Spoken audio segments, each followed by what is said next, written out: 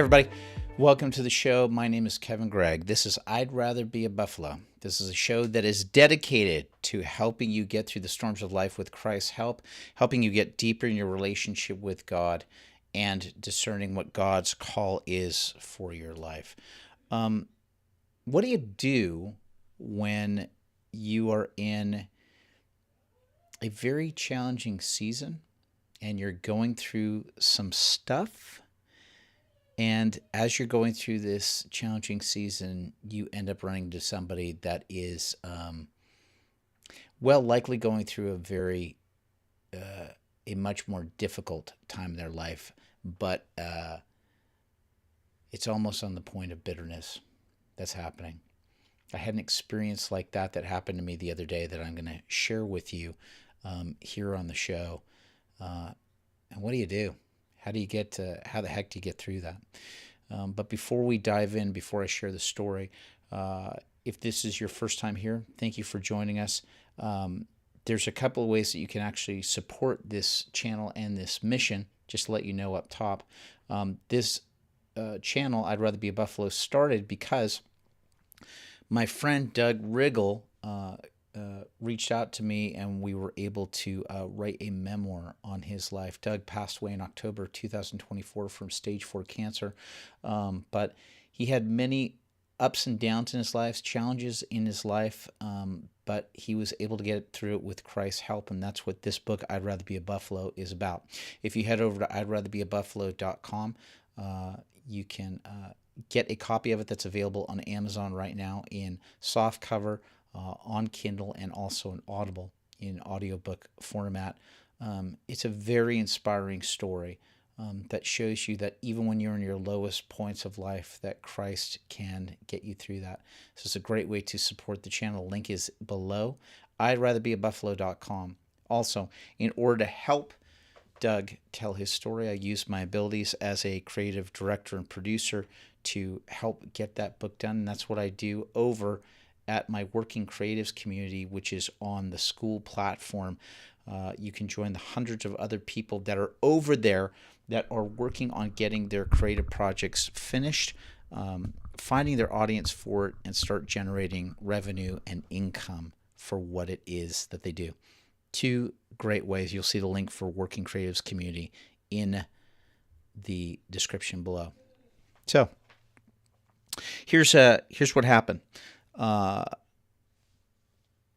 This last week, I was at a meeting at my church, and I have been navigating over the last couple of weeks, not getting into the specific details on this, but a friend of mine who I had been having weekly meetings with, he passed away suddenly. And I have been working with the family to help prepare for the upcoming funeral and everything that's going on at our church. And I just happened to be at a meeting at our church where I was running into a number of people that we were talking about what's coming up. And someone had shown up at the church who was not directly involved in this at all, just happened to kind of wander in and notice that I was having this conversation about the person that had passed away, and started to engage me. And as they engaged me, it wasn't about really support or condolences or anything for what was going on with my friend who had passed away, or with his family, or that stuff. What it turned into, this engagement that I had with the person, was it became an unloading of all of the issues that this person was having. A number of trials and tribulations that they had gone through, some not great interactions that they'd had with a number of people of the church, and it wasn't a great exchange. It was one of those moments where I think that the person was looking for somebody to listen to them and to to their challenges and their hardships and everything else that they had been going through. And I think it would have been something if it was a spirit or a heart of sorrow or genuinely needing help. But I think that this person I was engaging with, there was definitely a lot of hurts and challenges that were going on there. So it was very much the conversation was very much like this: like, this is how I have been wronged, and I need somebody to hear how I've been wronged. And I will be honest with you, the first thing that went through my mind as I was dealing with this, because I have been quite sad and sorrowful about this death, and quite weary, as I've been trying to help out to whatever extent that I can. The first thing that ran through my mind as I was engaging with this person was, I went, why you and why today? Why you and why today? And I just had I just had a ton of things that went through my heart. It affected me, right? It really kind of like put me on my back foot in the moment, and then sort of for the rest of the day and through the weekend, where it was a heaviness of just going, why did that happen, God? And I think that there are a couple of things that just kind of came to mind for me. Number one, super grateful that I've had, the support and love of my wife, that I'm able to come home and to talk to her about these situations, but also the work that I've done with recovery and therapy and prayer and men's fellowship and things like that, that I know that I don't have to go through these feelings and all this stuff alone. And as odd as it was, earlier that day, before I'd even had this encounter with the person, I had just been talking to my sponsor about how I've run into situations like this before in the past, and how I've been learning. Excuse me. That was a sneeze that came up out of the blue. But I had just been talking to my sponsor about this earlier in the day, and it, like, literally 2 to 3 hours later, had a direct exchange with somebody that kind of fit that criteria of situations and problems I've dealt with in the past. And I think that a couple of things came to my mind. Was that we're dealing with a lot of broken people that are in the world, right? But I think that the thing that I need to talk about specifically with this is, yes, recognizing that there are other broken people that are out there, but I think that I'm just going to focus on what on my side of this, and sort of my response, right? I think I handled it as neutral as I could. I'm sure somebody else looking at the situation would say, boy, you didn't handle that as well as you could, and I would accept that critique as well. But you're going to run into people, and I've run into people like this before in my life, where this person I was talking with, they were obviously wounded. There was wounds that they were having from past experiences, exchanges they had where things didn't go their way. I've run into this in recovery rooms. I've run into this in other things where there's people that have had bad experiences with people in the church, and therefore lump a whole bunch of stuff in like that. What I have to see through this is that I have to recognize that I'm seeing a wounded person. And the best analogy that comes to mind for me, it's like going into, it's like finding a chained up junkyard dog who is starving, bruised, beaten, wounded, and it's chained up to a fence, and it's barking and, and snapping and all this stuff at me. And you're recognizing, well, that dog's in trouble. If I don't get that dog off of that chain and get it to an area where it can start healing and getting fed and healed and treated, that dog's going to die.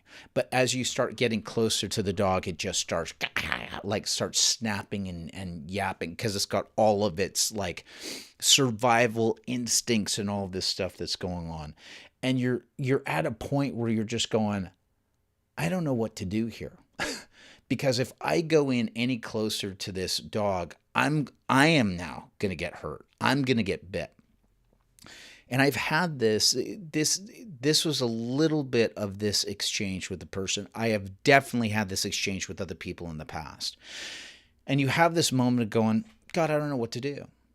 And I think that part of it is also saying, Lord, I need you to guard me up. Like I need like Holy Spirit, thick gloves or coat or protection or whatever to go in and to help to whatever extent that I can to help this person. That may be one of the scenarios. Now, I will be absolutely frank about this too. There are scenarios where you also have to say to yourself, should I be engaging with this person? Right? Do I need to be as neutral as possible with this? Am I actually dealing with someone? I want to be very cautious about how I say this because I want to respect all parties that are involved in this. But there were definitely things that were happening in this exchange that, to put it lightly, they weren't fruits of the Spirit, right? I think that there's something else when you're engaging with someone and there is genuine loss and sorrow and I don't know what to do and I feel I need help, right? There's something with that. And then there's something else when there's some tinged vengeance, vitriol, for lack of a better word, hatred, animosity, when there's other stuff that's rolling off the person's tongue that you just kind of go, something else is here right now and it ain't from God. It ain't from God. And you also have to wonder yourself, am I dealing with someone that there may be other issues that are going on here, which there may be other mental issues that are involved in this? Could there be a version of narcissism, some version of sociopath stuff that's going on? Again, it's very, very broad, but and also their own hurts and all this other stuff, because that's also going to happen too in the church. We've all experienced it. As a matter of fact, people that talk about getting wounded by people from the church, they actually have been exposed to people who have been sociopaths or narcissists or people that are frankly demonic and aren't living Christ's mission or life, and they're in the church, right? Like there's no doubt, guys, that is also going to exist. I'm not going to be I'm not going to paint a pretty picture of this. I will say that in that moment, without trying to give too much away, but there was a moment where I felt like, I feel like I feel like I'm in a weak, and for lack of a better word, I'm in a weak and vulnerable situation here. And now I feel like I'm being asked to defend myself, defend the church, defend people that are being spoken about very, very poorly. People that, that I have known for several years and that have helped me and my family for several years, and going, what do I do in this moment? I think that I chose the best moment of just like going, I am not going to react. This is definitely not a situation where, you meet fire with fire. This was definitely a moment of just like being in the moment and saying, I can't speak to that. I can't speak to that. There was nothing in this moment, in this exchange, where I was going to acknowledge that I was hearing what was being said to me, but I definitely wasn't going to affirm what was going to be said, right? There can be a tendency as we're hearing somebody that's, spilling out a lot of stuff that we think like, okay, sure, yes, I understand. This was definitely a situation where I could not say, oh, yes, sure, I understand, because I didn't understand, because I didn't have all of the, I was literally just truly having my first engagement ever with this person, and it was definitely it was definitely an eye-opener. So what do you do in these scenarios, right? And again, I'm speaking about this because I don't think in this situation I'm not going to be able to I'm not going to be able to change the person, at least not in a moment like this. Whatever it was with the timing that happened, I just it was either I was either the right person in the right place, or I was the wrong person in the wrong place at that time. Maybe I was the right person in the right place at that time. Maybe I was the person that needed to be there to sort of diffuse what was going on, because after we'd had the exchange, the person ended up, you know, leaving somewhat neutrally and amicably and didn't interact with anybody else. So maybe that was me being in the right place and just happening to be a line of defense in that moment. Maybe. Um, Maybe it was also an opportunity where God was saying, "Hey, I'm also going to throw somebody else in your life right now where there's this muscle that I'm trying to have you develop and to strengthen. I'm actually going to put you into a live fire situation to see what happens." I think I did okay in the moment. I think in the aftermath, I definitely felt a little bit punchy and weary from it. Um, but then I'm also reminded of certain things I've had in the past. And it's so weird when you run into these people, right? When you run into these people, you've probably experienced this. It can suck the air like right out of it can suck the air of the joy, any of the stuff right out of the room. I was reminded of a scenario. I'll share two little stories that happened. But I remember years ago, I was working down at Disneyland, and I was working in a comedy cowboy show called Laughing Stock Company, and we would do street comedy shows. And I'd been there for a number of years, and I was getting a little bit, I was getting frustrated, right? I was getting frustrated because there were certain things not going the way that I wanted them to in my career. I felt like I was sort of doing the same things over and over again. There's issues that happen in green rooms with different personality clashing with different personalities, or management issues or budget issues. So it had been kind of not a lot of strife, but there was definitely a feeling of just like, oh, I'm just so frustrated being here. Why am I here? And I was in this state of mind, and we ended up doing a show one day where we went out on the show with me and my fellow actors, and the show was interactive so that we would pull people up from the audience and have them be a part of the show and have them be a part of the laughs and all this. And that day we ended up selecting a kid that was out in the audience that had severe cerebral palsy. And he was able to come up and join us, and his mom was with us, and he was able to interact and be a part of the show. And it was absolutely wonderful.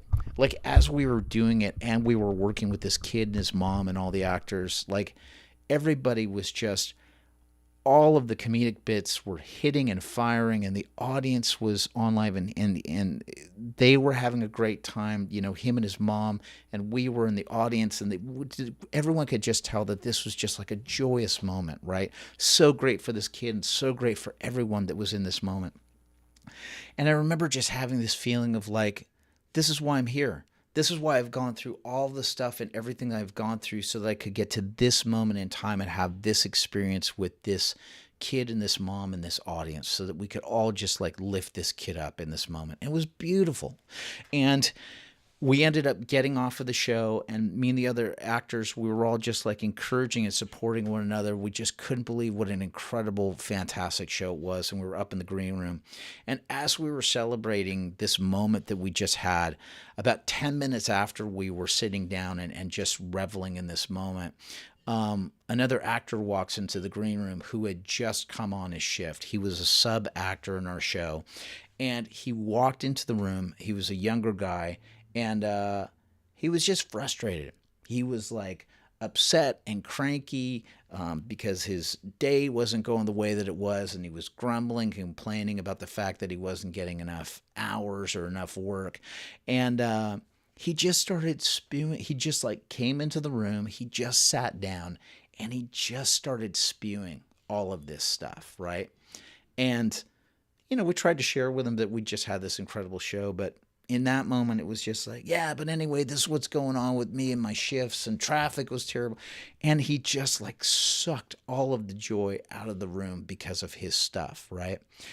And I immediately thought of that, of just like, man, what somebody's, and I thought about this last year because my father just passed away last year. And I remember somebody said this to me when I was burying my father, that what is the worst day for someone, it could also be the most joyous day for someone else, right? Like here I was in this moment, I was burying my father, but someone else, somewhere else in the world, was probably having an incredible, beautiful wedding where they were starting a marriage and a family and all this other stuff.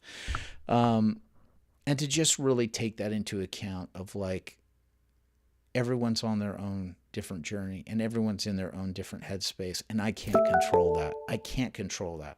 But I can love them and I can pray for them. And I think maybe that's the bigger issue.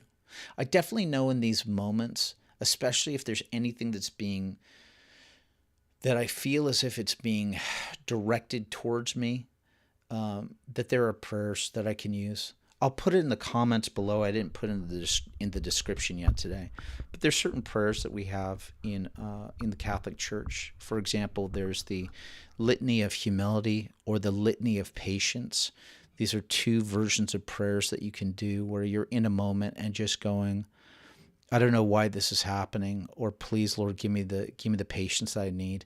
Where there's just a series of prayers that you can just say out loud to ask for God's help and intercession. And especially when it comes to like things like the Litany of Humility, when you might feel like you're being under attack of, how they say it's calumniation, but it's calumny, right? When somebody is speaking what is a non-truth or a gossip or something about you, or to just kind of go, Lord, you know the truth. I need your help and your patience and humility when I'm in this moment. And thinking about Jesus in that mock trial that happened the day before he was crucified, of how he had to endure that from Pharisees and Sadducees.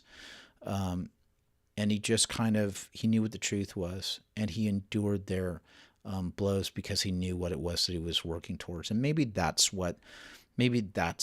what's being told here to me, and maybe that's something that's being told to you, is for God to say, take it in this moment. I know what the truth is. My justice will prevail. Vengeance is mine, saith the Lord. He'll take care of it on the other side. And then just trying to pray for these people that are going through what are their worst days of their life, and praying for who they are, who God initially created them to be in union with him, to be in eternity with them, and that they're lost in this moment, and to pray that they find their way back to that reconciliation. So anyway, I hope that you found this stream helpful today. I just really want to say thank you for being here. If you've had versions of this in your life, please share it in the comments below. I would love to hear it, and I'll respond back. And thanks for watching. If it's your first time here, whatever, please make sure that you like, share, subscribe, hit the notification bell so that you can get notified when I go live. And we'll keep getting through these storms of life together with Christ's help. So God bless all of you guys. Thank you for being on the show, and I will see you next time. God bless you.